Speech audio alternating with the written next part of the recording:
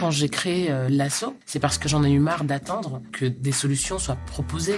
Comment préservons-nous les ressources naturelles? Comment on partage les richesses? Comment on peut se soigner convenablement? Comment on peut se chauffer convenablement? Parce que ça nous est insupportable de voir à quel point votre naissance conditionne toute votre vie future. Une société égalitaire, c'est une société dans laquelle on vit mieux. C'est maintenant qu'il faut faire, avec les acteurs qui sont quotidiennement sur le terrain. Parmi ces acteurs de terrain, 1,5 million d'associations engagées pour le climat, la biodiversité, la justice sociale, contre les précarités, les exclusions, les inégalités. Elles œuvrent quotidiennement pour une société plus juste et plus fraternelle. Elles interpellent, elles soutiennent, elles mobilisent, elles font aux côtés de 12 millions de bénévoles. Avec ce podcast, découvrez les associations qui s'engagent pour faire face aux enjeux environnementaux, sociaux et économiques, pour faire partie vous aussi de ceux qui font. Période d'isolement contrainte par les confinements successifs, inquiétude quant à leur situation financière, leur avenir ou encore le réchauffement climatique, 70% des étudiants se disent en situation de mal-être et plus de 2 sur 3 déclarent d'ailleurs avoir été confrontés à des symptômes dépressifs, selon une étude menée pour la mutuelle étudiante LMDE publiée en 2022. Pour rompre avec leur solitude et leur permettre de parler de leur santé mentale, Nightline a ouvert une ligne d'écoute gratuite. Depuis sa création en 2016, elle a également mis à disposition des étudiants de nombreuses ressources pour prendre soin de leur santé mentale. Pour en parler, nous recevons Yann Le Tallec, l'un des porte-parole de l'association. Cet épisode a été enregistré à l'occasion de la Journée mondiale de la santé qui se tient chaque 7 avril. Bonjour Yann. Bonjour Lisa. Yann, vous êtes le porte-parole de l'antenne lilloise de Nightline. On l'a entendu dans l'introduction, plus d'un étudiant sur 3 a déclaré des symptômes dépressifs en 2021. La santé mentale des jeunes a particulièrement été mise en lumière durant la crise du Covid-19.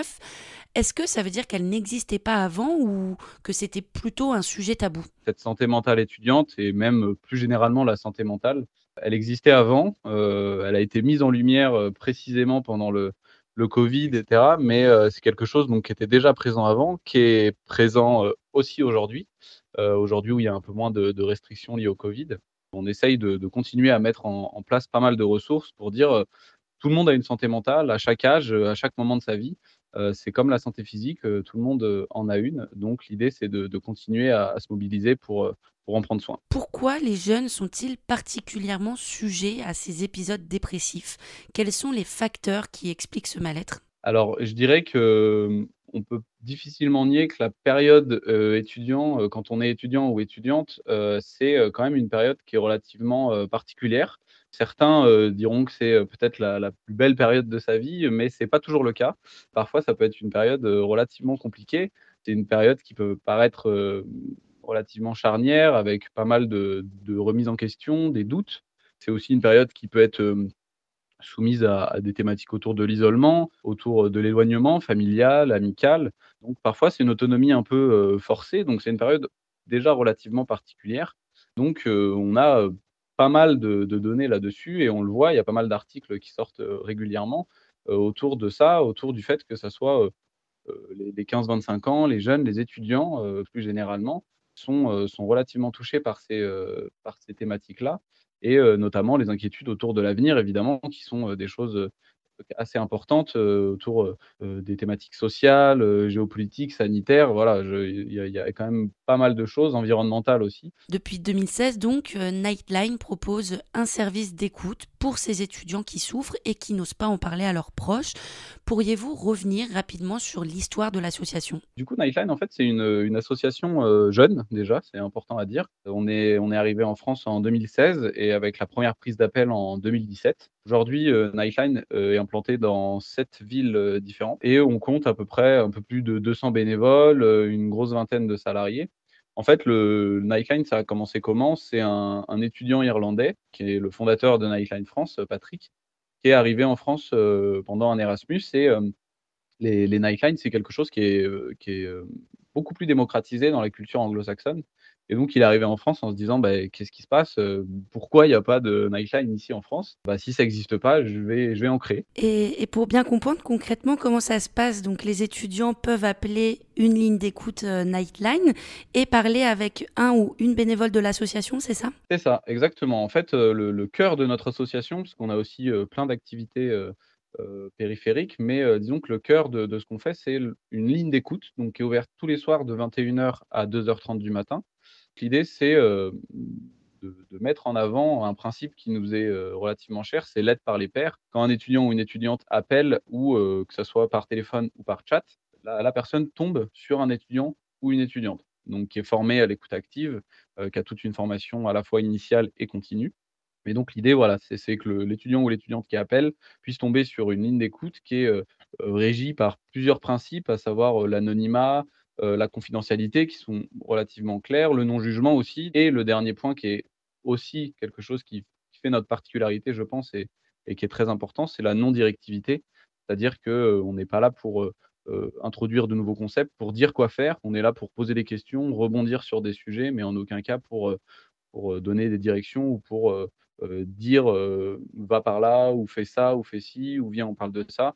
Pas du tout. Nous, l'idée, c'est vraiment d'offrir une écoute active et bienveillante. Après, on a aussi une capacité justement de rediriger les personnes qui nous appellent vers d'autres ressources, que ce soit sur notre site internet, que ça soit en faisant, par exemple, une recherche avec la personne. Et parmi ce panel de ressources, il y a également le kit de vie que vous avez lancé en novembre dernier.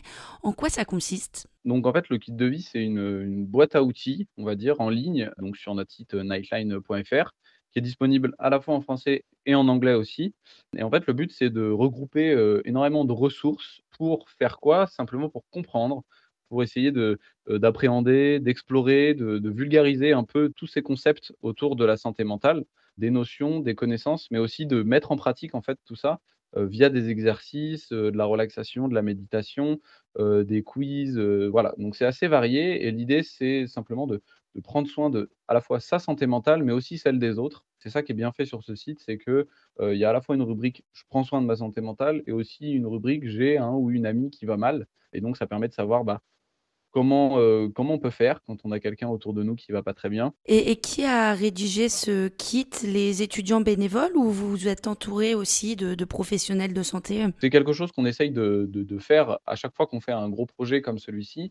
C'est à la fois de mobiliser des étudiants et des étudiantes qui constituent, bah, le cœur de nos bénévoles, mais aussi des salariés, des spécialistes, des experts de la santé mentale, justement pouvoir offrir, quelque chose, de plus clair, quelque chose de simple, quelque chose de sourcé pour pouvoir avoir une ressource, solide. Très bien. Yann, nous arrivons à la dernière partie de ce podcast. Comment nos auditeurs peuvent-ils passer à l'action? Êtes-vous à la recherche de bénévoles, par exemple, au sein de Nightline? Tout à fait, tout à fait. On est toujours à la recherche de bénévoles. Je l'ai mentionné au début, pour l'instant, on est présent dans 7 villes, mais à terme, l'idée, c'est aussi de se développer encore plus. À la fois, vous pouvez candidater, dans les villes où il y a déjà des nightlines et puis, petit à petit, bah, on va essayer de s'implanter dans de plus en plus de villes. On est toujours aussi à la recherche de visibilité, c'est-à-dire qu'il y a beaucoup de personnes qui ne savent pas qu'il y a Nightline à disposition. On continue à essayer d'en parler, on continue à essayer de mettre en avant toutes nos actions. C'est déjà à ces niveaux-là qu'on essaye de faire et d'avoir de plus en plus de personnes qui mettent en avant nos actions et évidemment, voilà, si être bénévole, vous intéresse, bah, il y a toutes les informations sur le site. Et est-ce que pour être bénévole, il faut obligatoirement être étudiant ou un professionnel de la santé mentale? Au niveau bénévole, en tout cas, ça concerne pour le moment uniquement les étudiants et les étudiantes.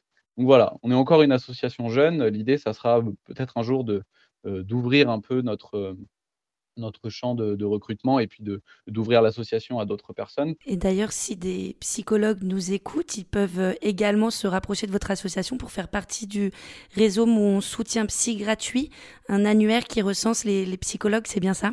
Donc l'idée, c'est de regrouper un peu toutes les ressources qui nous entourent quand on est étudiant, que ça soit à Lille, à Paris, peu importe. Donc on essaye de développer encore plus cette ressource et donc s'il y a d'autres professionnels qui souhaitent, là aussi, apporter un peu plus, de matière à notre annuaire, il y a une rubrique sur le site internet et l'idée, c'est qu'il soit le plus exhaustif possible et qu'il y ait le plus d'informations. Donc on continue à essayer d'en parler et à essayer de trouver des informations pour coller encore une fois le plus possible aux besoins des étudiants et des étudiantes. Merci Yann. Merci à vous, bonne journée. Merci à Yann Le Tallec pour son éclairage. Pour en savoir plus sur Nightline, rendez-vous sur son site internet et ses réseaux sociaux.